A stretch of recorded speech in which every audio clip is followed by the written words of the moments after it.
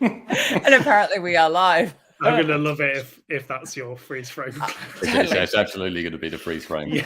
We're going to find that and we're going to send that out. It's like pressing pause on a VHS, isn't it? Yeah, exactly. Generationally, some people may not know what a VHS is like. Tony, who is tuning in over here at Crowdcast, has no idea what you're talking about. Anyway, Glenn, why are we here? What's going on? We're here. We're here. It's my intro, right? That's right. Okay, yeah. I just had a complete brain freeze. Episode 5 of Brain Freeze. No, welcome everyone to Hear the People. This show, alongside my glamorous host, Katrina Collier, is about the world of people. And that's why it's a very short intro. That's why we have the amazing Jake Verma joining us today, Data Cooperative Manager of Subak. Welcome, Jake. Pleasure to be here. Thank you so much for having me. Pleasure indeed. That was the intro, so we can just burn straight into it. We can go straight into it. Okay. We might. Yeah, we need to work on that. It's all a bit of fun. It's a bit of fun. Well, today's title, let's go with that because that seems the right point to start at. So, hiring for climate and sustainability startups. So that's why we've got Jake here. Jake, as I said, Data Cooperative Manager of Subak. Jake, tell us first and foremost. Yes. What is I get this question a lot. Yeah. So Subak in general is an accelerator scheme for not-for-profit startups. That's one of our primary things. So there's a really big niche in climate, particularly climate tech, of organizations that are doing things within climate that won't necessarily make huge amounts of money, and therefore VCs and institutional investors are not particularly attracted to things that don't make huge amounts of money. So within this space, there's loads of people. Isn't it? Yeah, it sounds a bit weird. Yeah, don't know why that would be.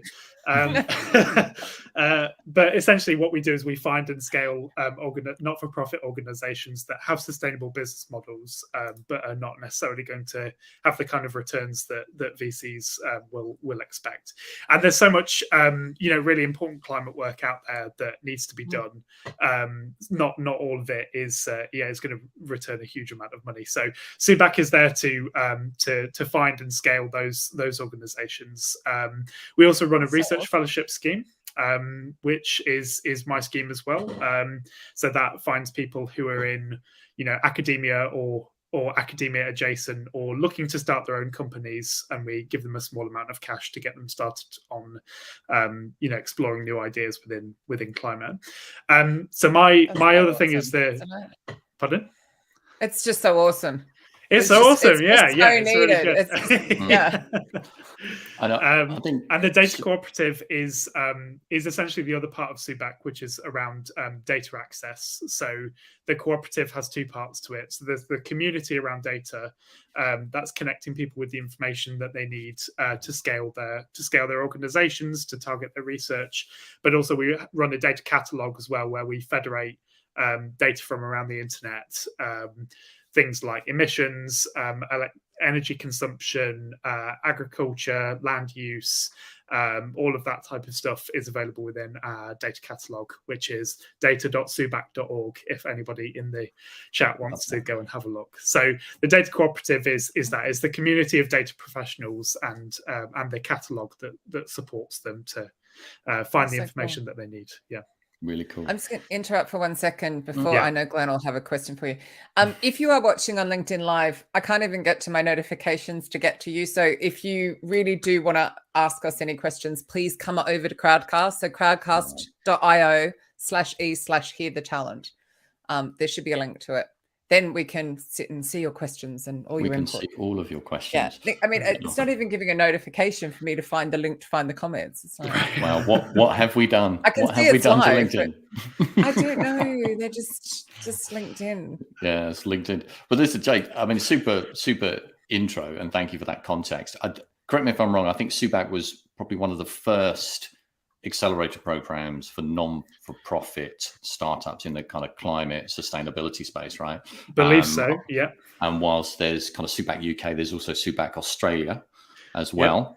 and I believe plans for growth certainly going into 2023. So, I mean, in terms of the types of kind of, just to give us a bit of a flavour of the types of companies that are on that Accelerator program that have either kind of on it at the moment or have graduated and kind of gone into the sort of fellowship program, what types of companies or offerings are they, you know, kind of, you know, offering? Yeah, we've got a range of people in you wanted me to jump in there and I wasn't getting what's happened to Glenn today, but did not construct that question very well. What companies? Question mark. Yeah, what companies? Yeah. So on our first cohort of organizations, we had some incredible companies. Open Climate Fix. So Open Climate Fix is one, and they do what's called solar nowcasting. So that's very short-term predictions of solar panel output, and they work with companies like National Grid, which is the electricity system operator and grid operator for the UK, to help them with their forecasts and optimization of the grid. There's also research and policy think tanks. So some of those are Ember, Transition Zero, New Automotive, and also the ones on the current cohort are Instrat, who are working on the coal transition away from coal, not towards coal, in Poland, and also Energy Tag, who are working on what are called granular energy certificates. So that's an hour-by-hour certificate for renewable energy production, which you can then use to demonstrate that you have used renewable energy at all times of day, instead of buying electricity in winter when there's a lot of wind and saying that you've used it in summer, which you can't do. So there's some of the organizations. Cool. Yeah, very cool.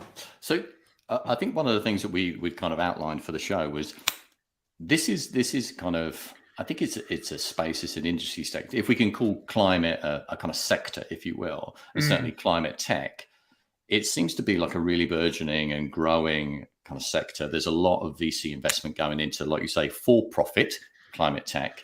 And certainly when you and I first knew each other, when I first sort of discovered Subak, this whole kind of space was very new to me. Now, I would imagine that's probably the same for a lot of our listeners and, individuals in that kind of UK talent market at the moment that have worked in traditional kind of fintech, insurtech, kind of pharma, et cetera, et cetera. How did you discover this kind of sector? How did you kind of transition into it yourself? Yeah, well, it's always been a personal career objective for me to get into climate change work. So when I graduated from university, I wanted to get a job in a company that was either manufacturing or deploying wind turbines. And despite the general wisdom of the sector, even at the time, being that there was a shortage of engineers, I couldn't seem to get a job within any of those companies, despite applying to, 20 to 30, some large, some small, some specialists, some generalist things. And at the time, this is in the sort of post-financial crisis era, they just seemed to be hiring, people with engineering degrees that had relevant experience. And it was many years into my career. How many people at that time had engineering degrees with relevant experience? Well, that was the thing. There seemed to be this weird dichotomy that the industry was calling for more engineers, but assuming that I had the skills to be an engineer, which I think I did. I did a physics degree with some practical application. It was very difficult to actually get into that sector for me at that time. Exactly, yeah. And what are we going back? 14, 15 years? I mean, it's still about 12 years, yeah. Right. Yeah. So I did. So my career was in telecoms. I worked with Virgin Media for a number of years, and also with their parent company Liberty Global, which is based in the Netherlands. And I also did a bit of freelance work in the Netherlands, where I really got into sort of data systems and database development, all the stuff that nobody else finds interesting, but that I'm a massive nerd for. And so after that, I reconnected with somebody who I'd worked with at Virgin Media, who was working for an energy not-for-profit in the UK, and managed to get into that organisation as and as a consultant on data systems, and we grew this team from just us to a team of 9 people. And when I felt like my runway had when I'd done my time at that organization, I connected with somebody called Dan, who used to be at Subak and is now at Open Climate Fix, who I mentioned earlier, who said there was this opportunity for the Data Cooperative Manager. And it was a lot of what I'd been doing, so connecting people with information and data, managing the data catalog. I managed a data catalog at Energy Systems Catapult as well. And so it was very much sort of in line with what I wanted to do, and finally broke into the sort of broader climate space rather than just energy or a specific thing within climate.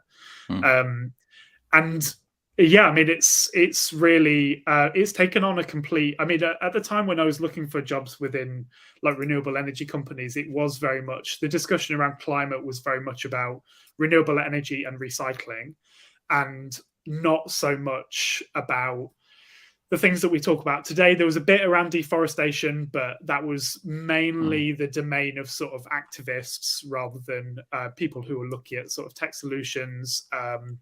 And there has been always, this big environmental movement ever since the sort of, the late 70s and early 80s. But it's really been mainstreamed over the course of, certainly my career after university, and huge demand for new solutions and new things to come out of it, which is kind of drawing people in as people become more aware of it. But that has its own challenges, I guess, which we'll talk about in a bit more detail. Definitely, because I think that's the thing that kind of struck me is perhaps kind of coming in and thinking from a hiring and recruitment perspective. There's definitely that mission alignment. People are drawn to kind of companies like Subak and Open Climate Fix because they're drawn into the mission. But equally, they might be transitioning from banking or kind of large corporate tech companies. How have you seen a lot of kind of that type of talent migrating into the sector now, or has it always been kind of like you say, people that have come very similar path to you, academia into kind of non-for-profits, etc.? I mean, do you have a kind of view on that from your experience from Catapult into Subak? I think there's some people. So quite a few of the people that I work with at Energy Systems Catapult had moved from engineering companies, some of the big engineering firms. We had people from aerospace who were project managers on big sort of airline projects, looking to sort of assuage some of their guilty consciences. I think that was probably one category of people. People who'd worked in either oil and gas as well, moving over more towards renewable energy to use their skills. So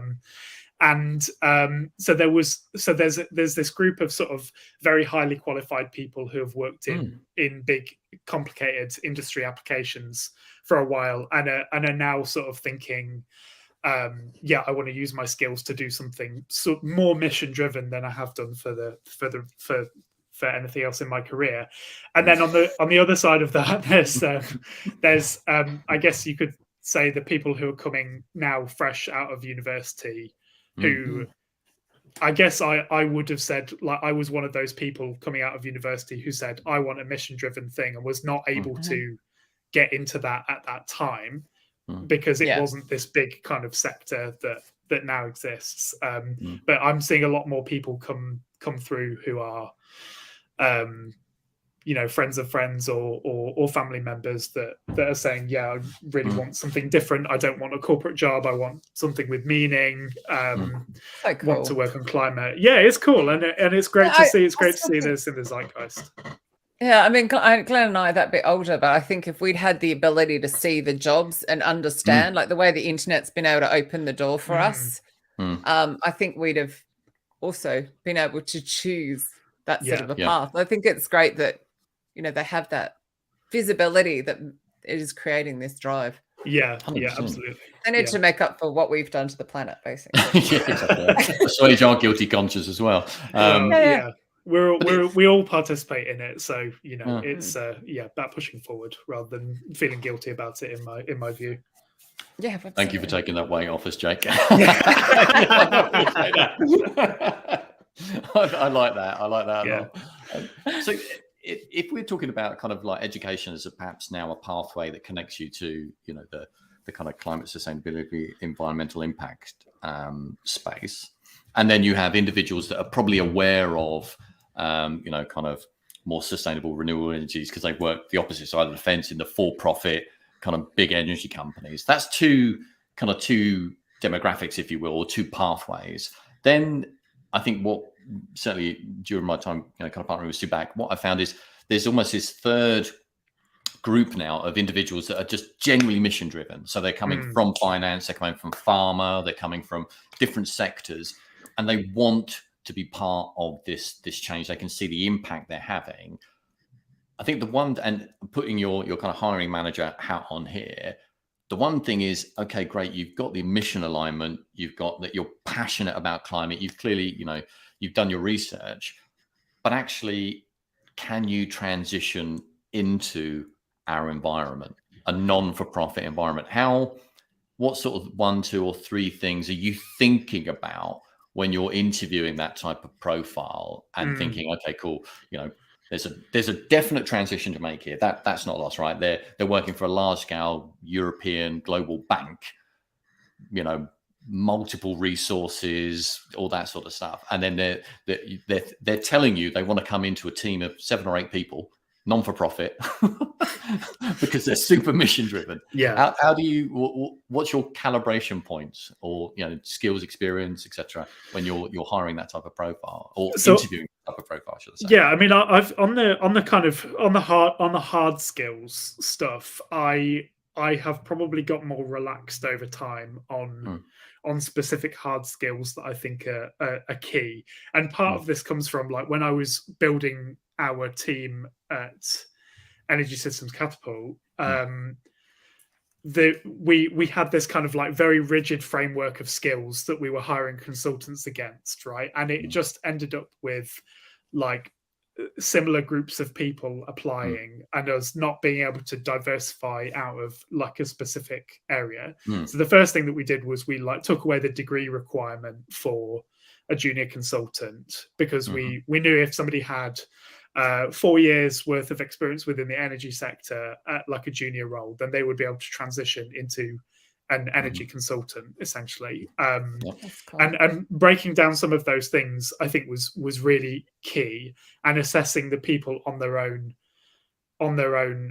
merits. So something that I would be looking for on the sort of guilt element of it is, are they doing it because they feel guilty and they want to feel like they're doing something, or are they genuinely mission driven? And I think there's a really subtle distinction here. Well, can you not be mission driven from guilt? You can. Well, you can. Yeah. How sustainable is that, though? So you can. And I think it really gets to the. It gets to like how far they're willing to go with it. Right? Yeah. So, of course. There's the kind of like I separate my recycling, therefore I've done my bit. Sort of like there's an assuaging of guilt through like actions that do result in a certain outcome, but it's not necessarily going to change the world. To if I personally just separate my recycling, right? And I think that's the big thing that certainly when we're looking for the people that we are trying to recruit against, there is like this and we had Professor Sally Uren, who is the CEO of Forum for the Future at our summit, who said it's about like a big system change, like a complete overhaul in a bunch of these things that we are doing, and that's really what we're looking for. Like, do they understand that their life today will look very different in 10 years time, or are they trying to project like this thing that we currently do but with renewable energy, right? Like that I feel that's the real distinguishing factor that I'm trying to get when I'm looking for people is like, are they imagining, it sounds really cliche, but are they imagining a different world, or are they imagining zero carbon flight, right? And it's the same amount of flying, but it's zero carbon, right? That would be the kind of distinguishing factor for me when I'm looking for people. So do you have hopefully nobody that's interviewing with you is listening, but do you have specific questions that you ask to get, I'm sure they're not, but do you have questions that you ask to get under the skin of somebody's motivations? I think I kind of set them off. Your gut? It's probably bad to say. I do go with my gut quite a bit on, yeah, so do I. On feeling. Yeah, okay, that's good. That's why I'm a shit interviewer. I'm great at podcast interviewing, but Jesus, I just I like everybody because my gut says they're great. Yeah, so I think you pick up over time on people who on the kind of things that people say if they're genuinely dedicated to to a mission or changing the world, and some of those things you do get in interviews. But some of the things that I've asked people are when I was hiring for more tech focused roles, we would ask people, what tech innovation are you genuinely excited about? And allow them to just demonstrate their passion by talking about something that they are genuinely passionate about. And a couple of years ago, somebody in an interview said, when I was at university, I used to work in a hi-fi shop. So I was kind of, happy to chat to them about this, but I said, what digital innovation are you super excited about? And he said something like, this guy said something like hi-fi. I'm really excited about hi-fi. And I was like, we already have hi-fi, my friends. Like you're step on maybe 2 or 3 decades. Yeah, exactly. And I love hi-fi and I'm keeping up with it, but it's not the innovative thing that is going to move the needle in terms of technology. But they could describe that with passion. So I thought, if they had had that passion for something that was genuinely innovative, and they could then communicate that's a real signal to me that they have that ability to think differently about a challenge, but also be passionate about that change and that moving forward. So 100%. Yeah. Oh, that's cool. And in terms of I think having kind of experiences with you, there are some perhaps more, should we say, traditional elements that are part of the interview process, i.e. kind of like tasks around data that help to kind of calibrate an individual's kind of approach to, so a small task around a kind of like a report and or a kind of a set of data that you kind of present them before the interview, and then ask them to kind of present and discuss that to you in the interview process, so it gives you a little bit more something tangible and consistent in that interview process. Because I'd say technical innovation, it could be a multitude of different things if you're interviewing 5 or 6 or 7 people. Do you find that a really useful calibration point in terms of a task as opposed to just interview questions? What would be your kind of preference? I like the idea. I mean, because I know that Google started doing this like a number of years ago, and it's become its own kind of thing in itself. But I don't think you can get a lot from a I don't know how much you can get from like a CV. And I think it's worth giving them the opportunity to demonstrate that they can actually do something related to the job. And when we were discussing this, Glenn, when hiring for our most recent role, I thought it was a really good idea to just like do a simple exercise about something that they would actually be doing in post. And that's not something that I have done very much of within interviews, I thought, which was something that I thought was great to distinguish. But I know if you're getting like a software developer job, often there is like a coding challenge that you have to do to demonstrate that you can do stuff. Whether or not those things are, there's quite a lot of memes online about, how they've become a little bit silly in terms of knowledge, But they've become more silly in the respect of that they're really long and they don't receive feedback, and sometimes you can take them an entire. There's a lot of feedback around that on Recruiting Hell and Reddit for anybody listening who hasn't checked that out. I am going to check that out after this. That don't give feedback for. Yeah, that feedback is not a pet peeve of mine. I don't talk about it at all. Not much. Yeah. I mean, I'm kind of.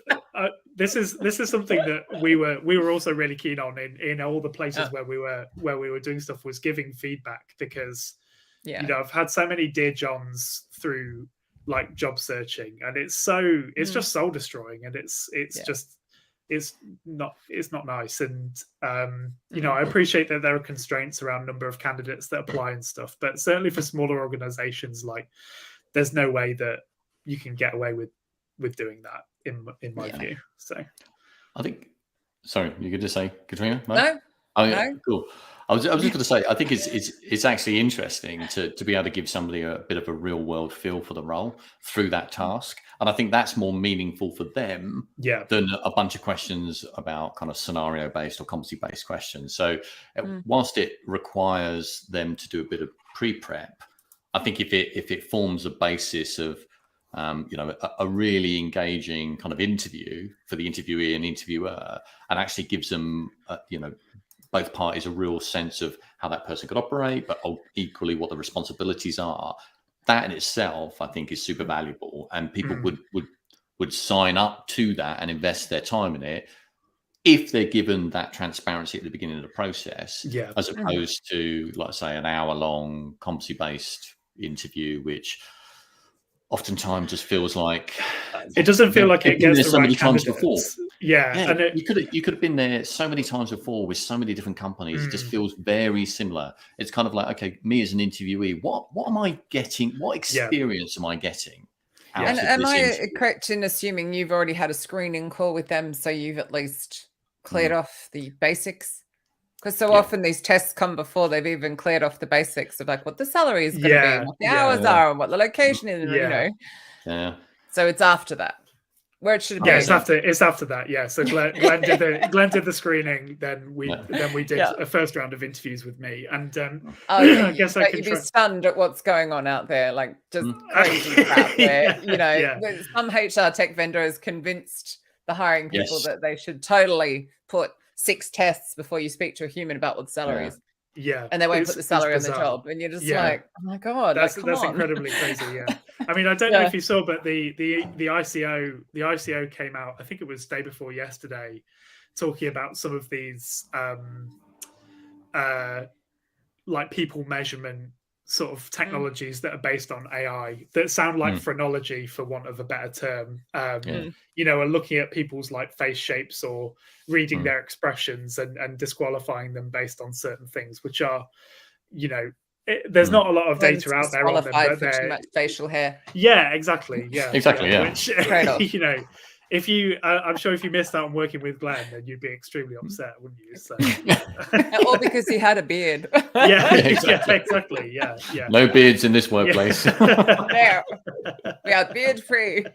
But it's a fair point, Jake, right? Because ultimately, if you think about neurodiverse individuals that struggle with that kind of like video based kind of camera, that kind of pressure, it doesn't create a platform for them to be successful. And if you're channeling everybody down this singular linear kind of recruiting process, where, to your point earlier, where do you get the diversity in your team from? Even us though, because we're used to being on video chat and we're not staring at the camera while we're talking, we're looking at you on the screen, and so it's like when you're doing talking, like oh god, I've got to sit up, I've got to stare at that little dot. That's quite intimidating, and we're used to doing it. It's like it's good to see that the ICO has come out and actually said, please use these with care, and that's as far as they normally say. But I think that even though there's a lot of things that tech can do, but as I've gone on in building up my team, I've been more and more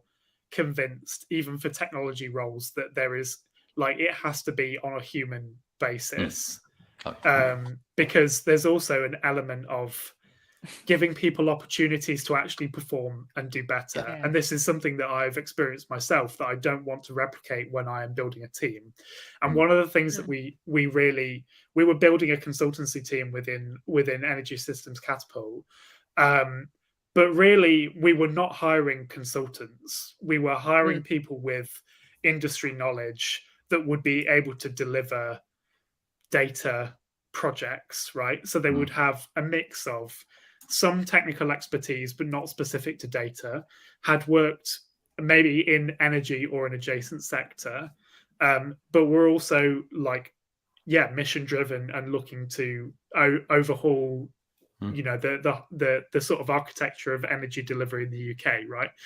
And if we often had these kind of set questions on, you know, consultancy skills, and they were important because we would be doing consultancy projects. But practically speaking, I think I could have taught that to most people that came through the door, right? It wasn't necessarily a prerequisite for building up that team. And plus, you know, if there's somebody who's like fresh out of university and picking up a graduate role, they're going to be learning those skills anyway, right? So they could be learning them with us, whether or not they're, you know, whether or not they're going to get a role somewhere else. So, and assessing whether or not that person has the drive and the learning ability, like, is difficult within a 45-minute interview for sure.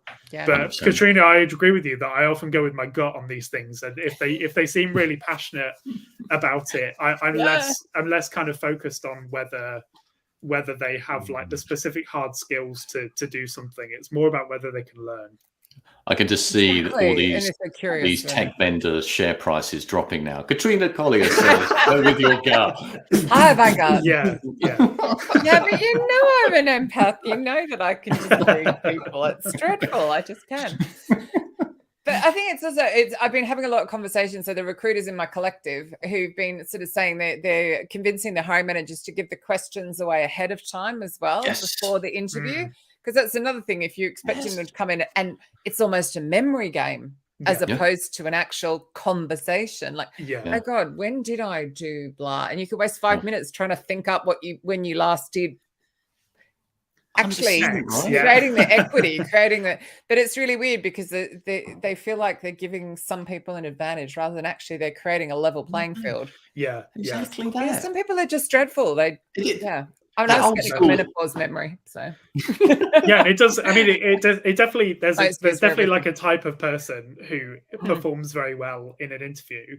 Whether or not I'm that type of person, I don't know, but I haven't got through many interview processes really, or like I've only had, like, you know, out of the number of jobs that I've applied and interviewed for, you know, there's probably like even on an interview basis, I would estimate it was something like, you know, 5% of interviews actually led to me getting a successful job, right? So, and I would probably say I'm quite good at them. But if you're not as good at that process, it can really exclude people who can bring something really incredible to your team. And I also think there's too many hiring leaders who haven't interviewed for a really long time. You know, they've been in their job 5, 6, 7, 8 years, and they just can't remember the hell of going. And I think they should all be sent out to interview somewhere or go through their own process. You know, go apply for your job again and see what it feels like to go through that awful interview, because it's horrible. It's soul destroying. Yeah, it reminds me of school. Do you remember at school when you used to come to the end of year exam? I just did menopause brain. Like, I can remember school. Do you understand? It's more than 30-something years ago. Well, even college or something along those lines, where they basically say, "Okay, that's still 30-something years ago." This is the date where you're going to get your interview exam, right? You revise across all the stuff that you know, but we're not going to tell you actually what's in the test.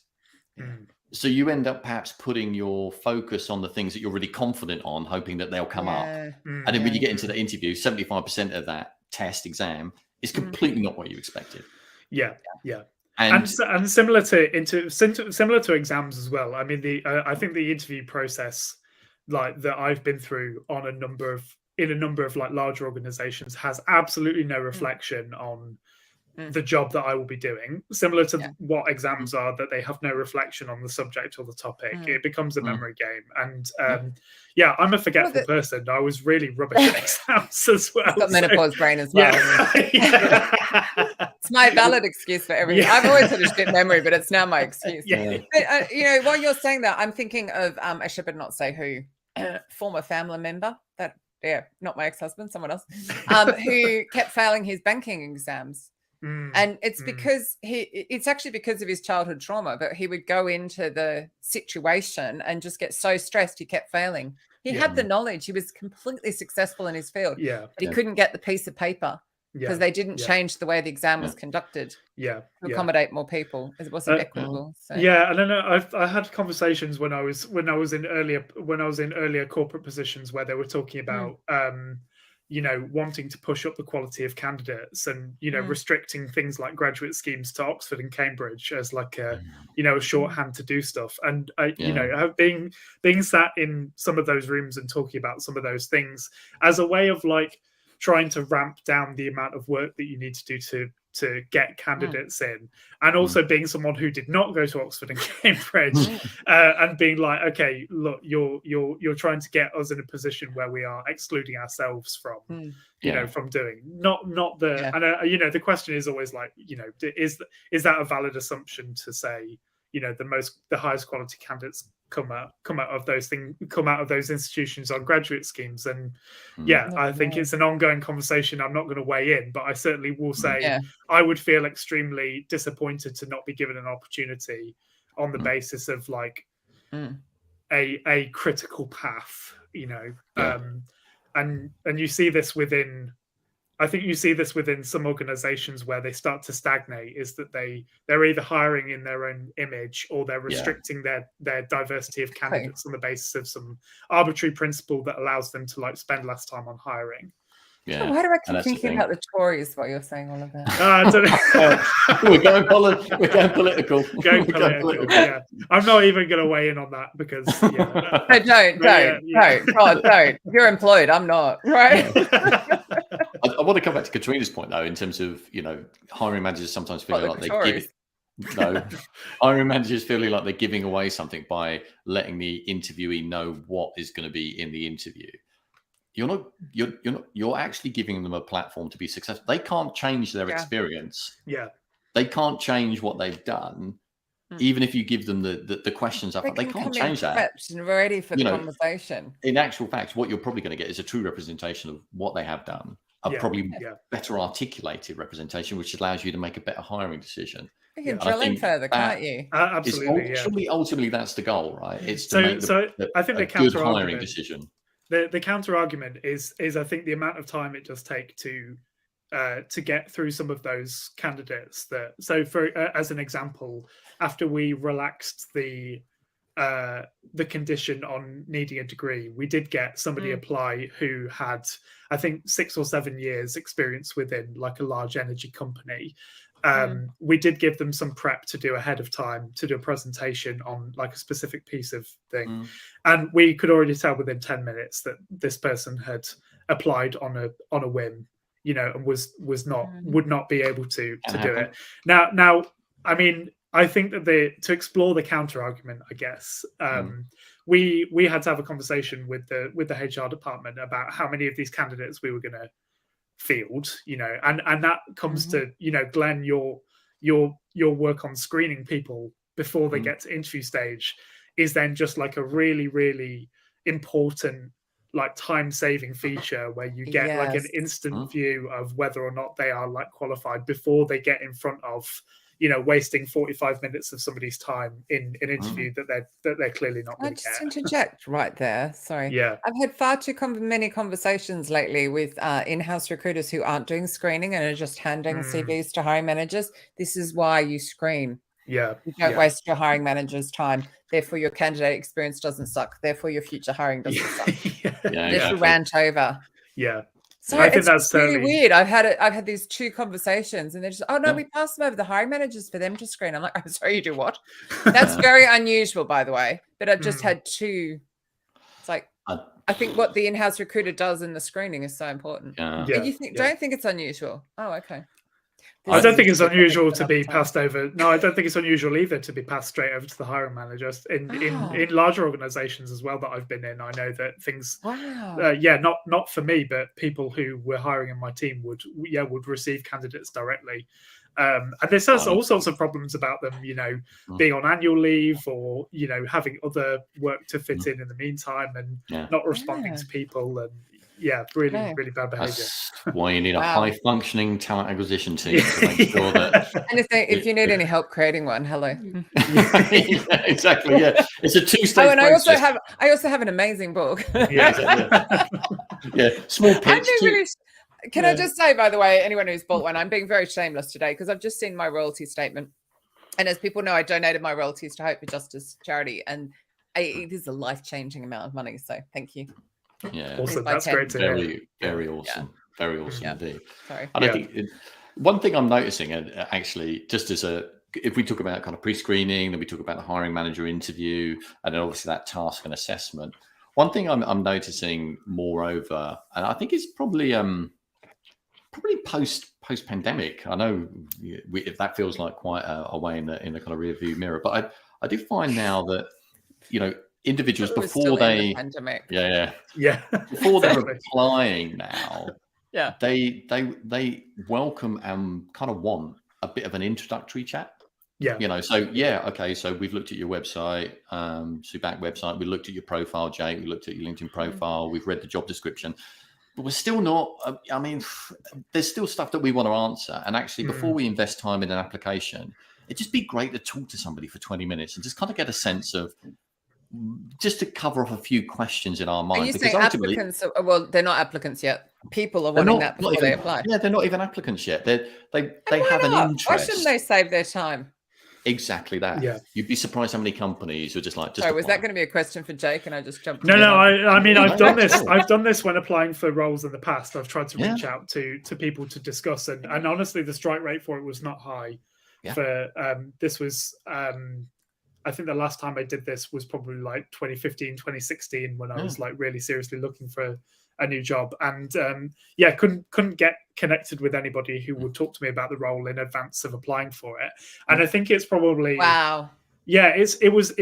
I bet they went like, GDPR, we've got to have you. Yeah. The person who fobbed me off said, because I said I wanted to set up a call because I was moving into a new sector.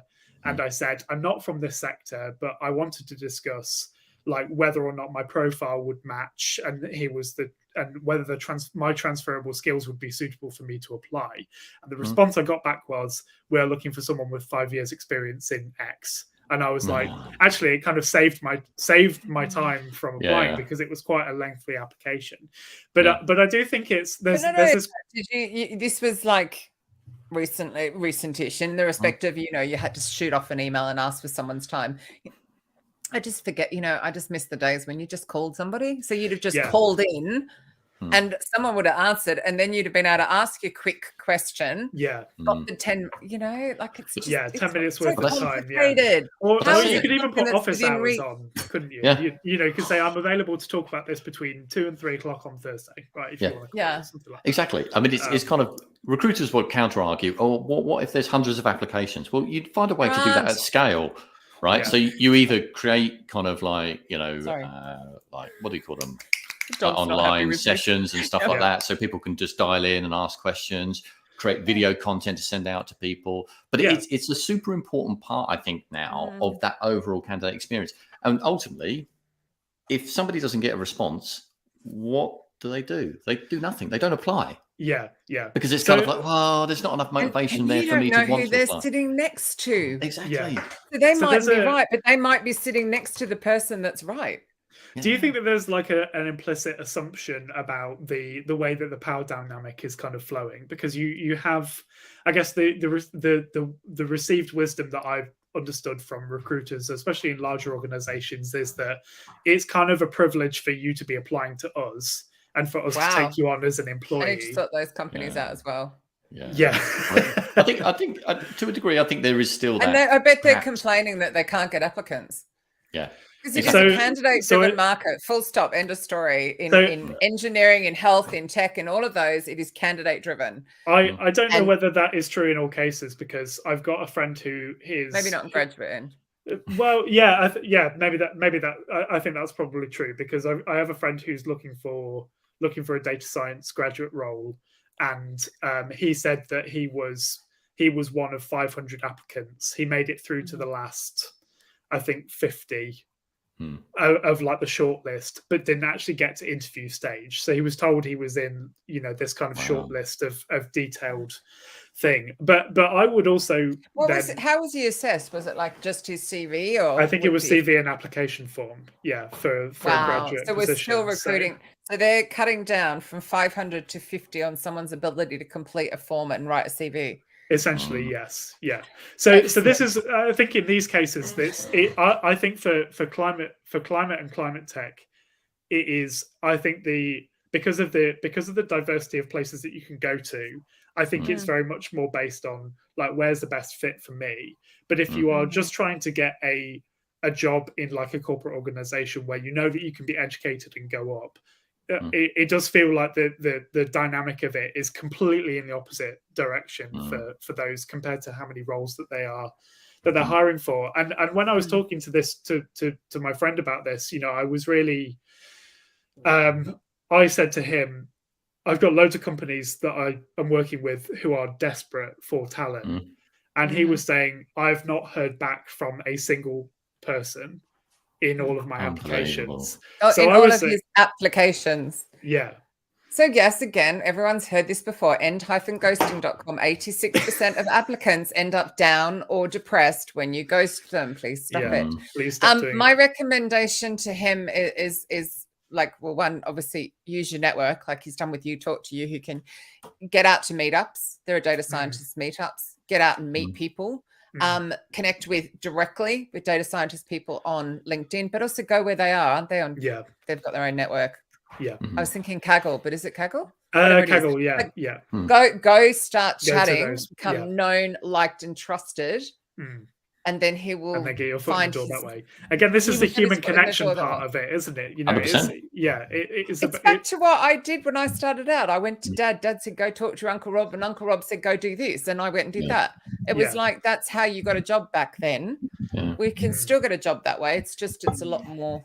Yeah, and actually, my career, or pretty much every job I've had a foot in the door in some way. Like I've known the hiring manager, or I've got it through knowing somebody, and I kind of had this like view of myself that was almost like cheating, which is a weird thing to say, right? So I was like, I've never succeeded at the vanilla interview process. It's always been a foot in the door, but actually the more I talk to people, the more so this is me from the opposite, not from a hiring manager, but from an applicant perspective.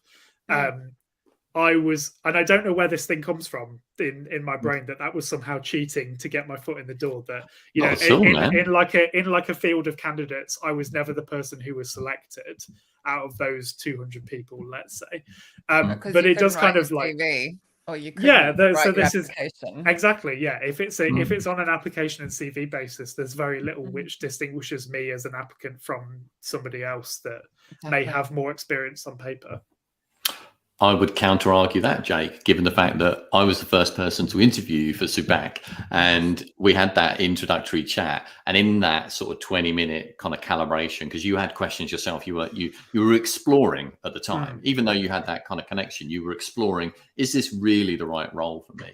And I think in that conversation, I think there was a kind of greater calibration in terms of, okay, cool, I understand where not just the CV, but where you're coming from, what your thought process is, your logic, the drive behind wanting that particular opportunity. And that's sometimes a thing that can be asked as a generic question on application. Why do you think you're a kind of good fit for this particular role? Yeah, exactly. How many times has people seen that? But actually, when you articulate it to somebody, it comes across with the passion, the kind of real energy. And I think there's certain questions that require that in-person human connection to really get the full answer.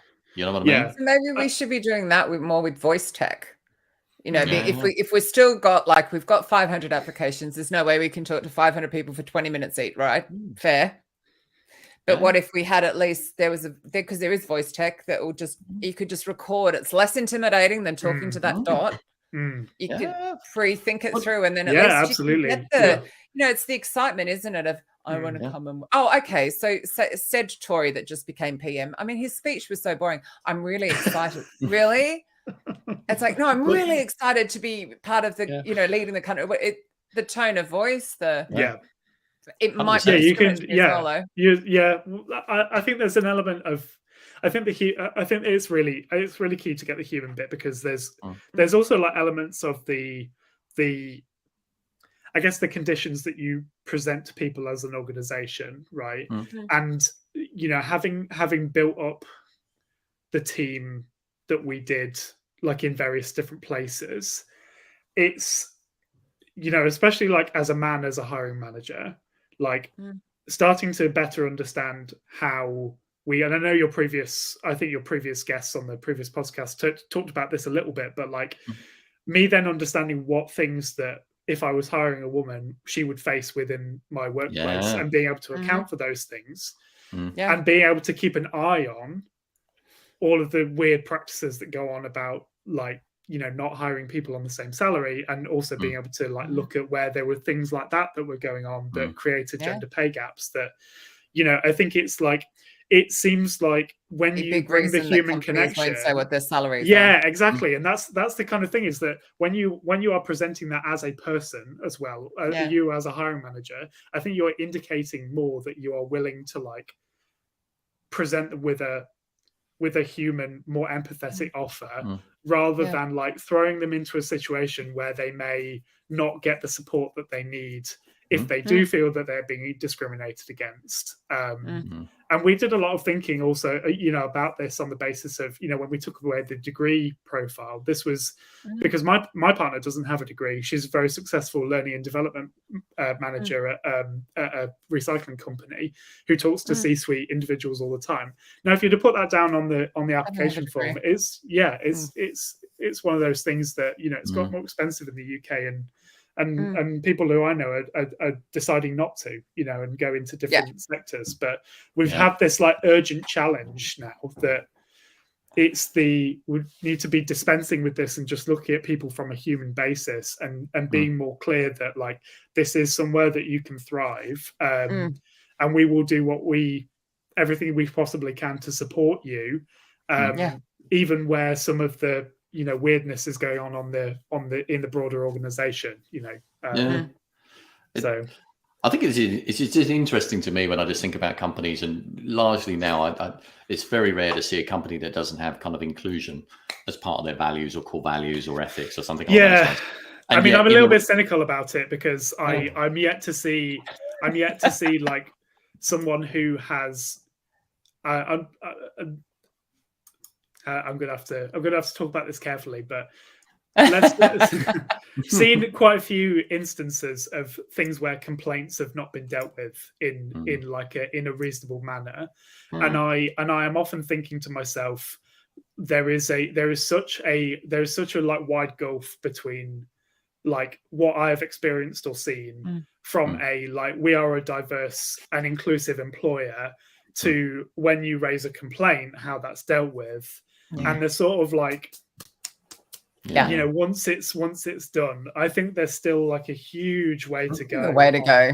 Yeah, absolutely. And I almost take it as a bit of as like a performative statement to say we're a diverse and inclusive employer, because that there is an element of shielding where you say, you know, we want to be diverse and inclusive, and we listen, and but then when it actually comes to raising, you know, a complaint, that is then either, you know, swept under the carpet, or it's not dealt with adequately.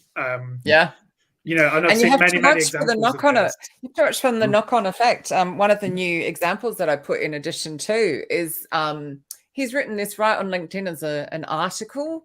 He's not at all bothered about his future employment, but he started working for one of the big job board aggregators, and it was all very gay friendly. It was all going to be fine. He was going to blend it, and it wasn't. It was very homophobic. He was passed over for promotion and all this sort of stuff. Mostly from the parent company, actually.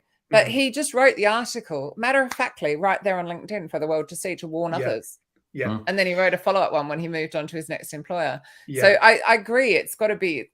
I mean, I wouldn't mind it if it was, we're trying our best. Sometimes we can't, but we're trying our best. Even the progress, we've come a long way, but we've got a long way to go, because I've found that even accepting that they've made a mistake in two of the cases that I can think of, there was no admission that there was even a mistake made. And I don't know whether that's because they're like legally liable for, if they admit something publicly, they're then legally liable. But it does raise the question about like what mechanism is there to challenge it, because it was all done internally, and you could invite a union representative if you had one, but at that point it's essentially marking their own homework against their procedures, right? And I think that it also makes it quite difficult for you as a hiring manager if you know some of those things have gone on. Like how are you going to be protecting people who join your team from, even if you are committed to it? And I'm not saying that I have succeeded. In many cases I've failed on this, and learned a lot from it, but not to center it around me, but there's a really difficult question about you want to hire and grow like a diverse team of mission-driven people, but that they're going to be put at risk because the organization has refused to act essentially on certain things. It makes it hard to hire, doesn't it?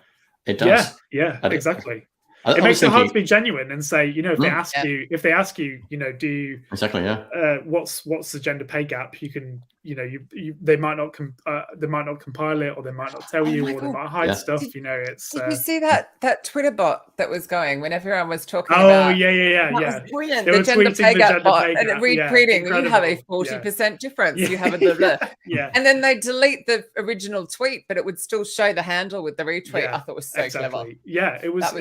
That's great for awareness, but it's because there's so much there's an incredible amount of performativeness, and honestly, I as a hiring manager do not make those statements because I'm still learning, and I don't want to indicate to people that I have all the answers, because I don't, and it's a constant work in progress. So that's what makes it great, isn't it? Yeah, I'm just going to. We actually only have 4 minutes left, so I'm just going to quickly interject for one moment just to change the subject, even though it was really just getting going. In 2 weeks' time, we have SJ Duncan on the show, but not me. Oh no! I know. I'm just to shock you all. I shall be in Australia speaking at the Australasian Talent Conference, and I won't be here. I'm having a trip home, and I won't even be there the fortnight after either. So you guys are going to miss me. However, the awesome. Yeah, then I'm actually on holiday in India. I'm actually having a holiday. Everyone had theirs in summer. I'm having mine now. So,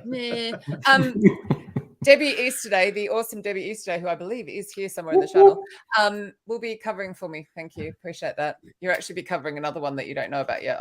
Yeah, exactly. Yeah. Sorry, the end of the year coming up. Wait, she's there. Yeah. So as we end, how can people get in contact with you, Jake, if they want to talk more about your, perhaps that you need some diversity and inclusion training, or something that you've probably just opened yourself wide up for? Yeah. I mean, I could. Joking. I'm always. I'm always trying to learn more. But if you want to get in touch with me about what the work that Subak does, or you're a data user, or you're working in climate and you want to get access to more information and more data, we can help you with that through our Data Cooperative. And I'm gonna. Can I put my email address in the chat? Is that sure? Yeah, totally. You're happy to do that. Yeah. I will make sure it's elsewhere. You probably don't want it on LinkedIn, do you? I think it is on LinkedIn, actually. Yeah, I've had some. I don't mind so much, but yeah, people can get me on LinkedIn. Emails. Use my email; it's written right there on my LinkedIn profile. Exactly. You can get me on LinkedIn. I'm on Twitter. I'm you can email me if you're interested in climate and data. Yeah, it's at Jake Weltart is my Twitter. Oh, that would be why. I will tag you into the show that you were not tagged into. We do have brilliant freeze frame. I've seen it already on Twitter. Yeah. Oh, really? Is it the one we want? I cannot wait to see that. I don't know what's going on with LinkedIn. We did actually have some guests over there, and I did manage to post a comment. While I looked like I wasn't listening, I was actually helping those people transition. Everybody should know, if you really want to get involved in the conversation, come on a Crowdcast. It's a whole lot easier. Drop all your questions in the chat. It's the easiest way. Yes, we stream out on those other channels, but Crowdcast is where the conversation is. Where it's at. Yeah. Thank you so much for having me. It's an incredible conversation. Yeah, thank you. Yeah, really, I'm sure we could have done a part 2 with the rest of that where you were going. Lovely to hear you being really vulnerable about I've made mistakes in this space. That's really nice to hear from a leader. So thank you for that. That kind of authenticity is just really powerful. Really, I think you've got to be. You've got to be honest about the mistakes you've made and have a commitment to doing better in the future. Exactly. 100%. And that goes for climate change as well, right? Exactly. I mean, it's kind of that commitment to doing more and better. Let's not talk about any planes that I'll be on. Yeah, exactly. Keep that quiet. I know you're saying that. I'm thinking carbon neutral plane would be handy about like. It would be. Anyway, it would be handy. Yeah, I support a flight allowance for people who live in different countries to actually go and see their families on a more regular basis. If you took away all the private flight use across the US, for example, it pretty much balances it out. Yeah. Well, there you go. There you Or you go. live in the US, drop your private flights. Drop your flight. Then Katrina can fly to Australia. I'm getting on my commercial flight. Back there in cattle. Amazing. Right. Anyway, thank you again so much. Thanks Jake. everyone for all the comments. Thank you so much. Thanks, Thank you for having me. Take care. Bye. Take care now. Bye. Bye.